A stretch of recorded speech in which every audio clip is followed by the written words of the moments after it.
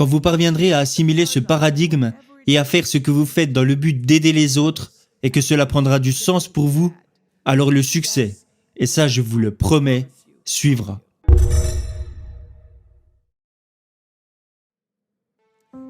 Il y a 3 conseils que j'aimerais partager avec vous. Il y en a 3, mais je pourrais en citer au moins 10. Mais ces 3 conseils amélioreront votre vie si vous les suivez.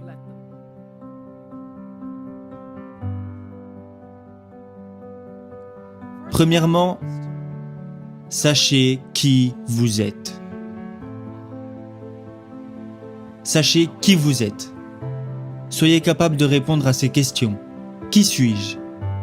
Et qu'est-ce que je veux vraiment? Je vous pose cette grande question. Qui êtes-vous? Qui êtes-vous vraiment? Ma réponse est que je suis une enfant de Dieu. Je suis celle qui est née de l'amour de Dieu. Je suis, comme l'a dit Pierre de Chardin, un être spirituel vivant une expérience humaine, venu perpétuer le souffle de mes ancêtres, mais également à la poursuite du souffle des anges. Et j'ai compris que parce que je suis connecté avec la source de tout ce qui est, alors tout ce qui est possible pour moi. Ça, c'est qui je suis. Et qu'est-ce que je veux?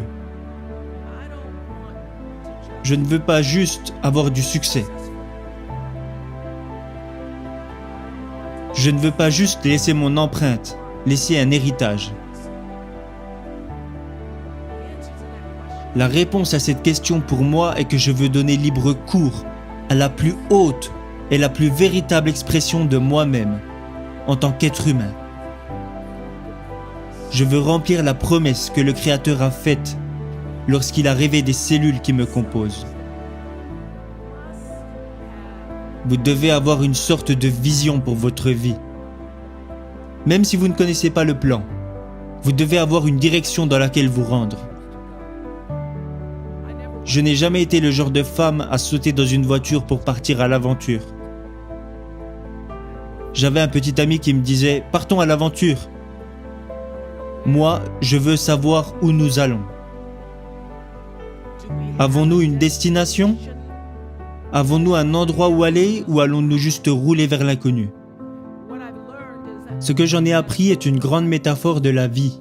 Vous devez être sur le siège conducteur de votre propre vie, parce que si ce n'est pas le cas, la vie décidera pour vous. Alors prenez conscience de qui vous êtes vraiment, dans le temps et l'espace que nous incarnons. C'était le premier conseil. Que voulez-vous? Qui êtes-vous?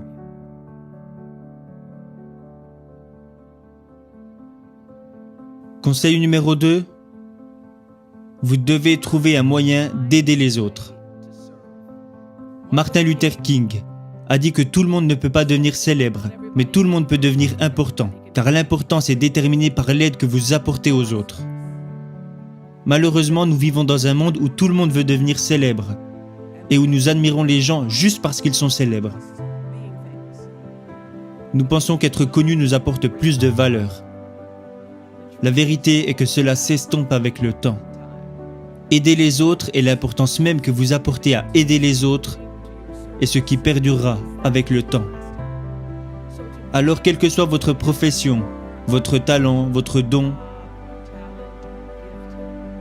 peu importe ce que vous produisez, peu importe votre produit, considérez cela comme le moyen d'apporter de la valeur au monde.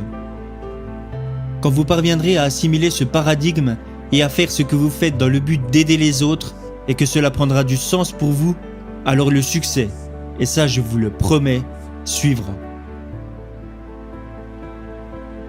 Conseil numéro 3, c'est un conseil très simple et en même temps très dur à suivre. Faites toujours de bonnes choses.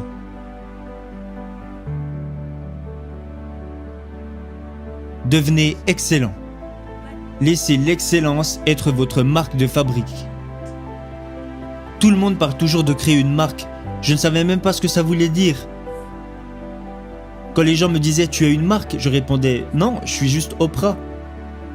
Ce que je réalise à présent, c'est que vos choix de faire de bonnes choses, de bonnes actions, à travers toutes les situations que vous pouvez rencontrer au cours de votre existence, est ce qui crée votre marque de fabrique. Et ce dont je me rends compte à présent est que lorsque vous êtes excellent, vous devenez inoubliable. Les gens se souviennent de vous. Peu importe la raison, vous pouvez devenir une personne inoubliable. Et c'est, je pense, ce que nous recherchons tous. Nous voulons devenir inoubliables. Alors faire de bonnes choses, et ce même lorsque personne ne remarque que vous faites de bonnes choses, vous apportera toujours de bonnes choses en retour. Ça, je peux vous l'assurer. Pourquoi ? Parce que la troisième loi de Newton dit que chaque action amène une réaction égale en son sens opposé. Cela s'applique également dans nos vies.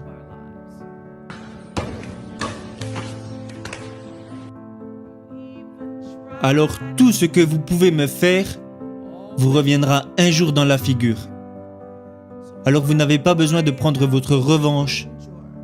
Vous n'avez pas besoin de vous venger ou être sûr qu'ils paieront pour tout ce qu'ils ont fait. Vous devez juste vous assurer de faire de bonnes choses et de bonnes choses vous seront données en retour, même par les gens qui ne vous soutiennent pas. J'ai beaucoup d'anecdotes à ce sujet lors du tournage de mes émissions. Il y a beaucoup de mes émissions qui n'ont jamais été diffusées. Et la raison pour laquelle elles n'ont jamais été diffusées est que j'avais le dernier mot.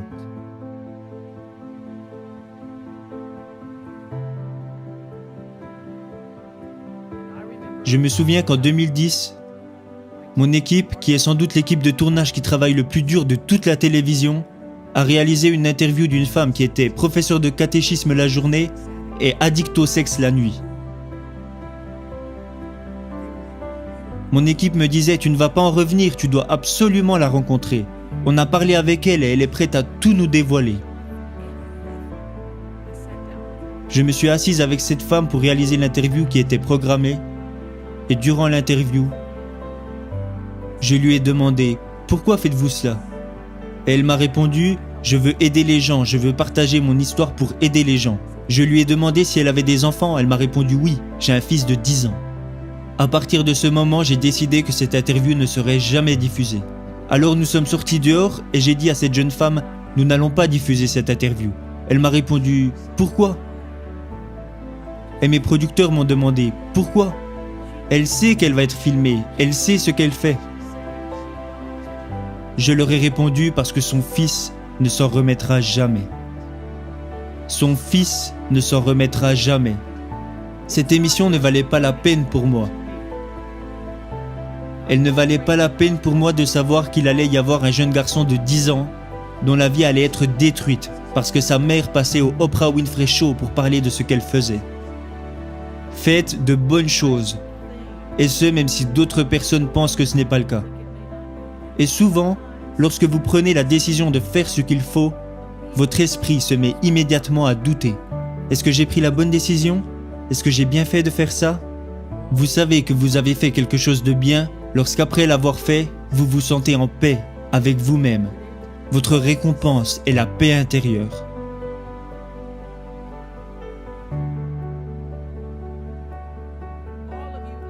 Tous les êtres humains ont le potentiel d'avoir énormément de succès.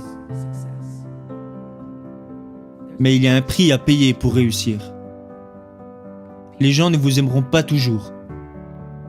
Et ils ne seront pas toujours contents pour vous. Et si vous vous entourez de personnes qui ne sont pas habituées à votre succès, elles deviennent craintives, elles deviennent apeurées, parce que vous leur renvoyez une image de vous qu'elles ne connaissent pas. Alors elles ne vont pas vous dire ouvertement « Tu sais, j'ai peur de l'image que tu me renvoies, je ne te reconnais plus. » Ils vont vous dire, et vous savez ce qu'ils vont vous dire. Ils vont vous dire « Mais elle se prend pour qui ? Elle se prend pour qui celle-là ?» Ce genre de comportement arrivera seulement si vous vous entourez de personnes qui n'aspirent pas le meilleur pour vous.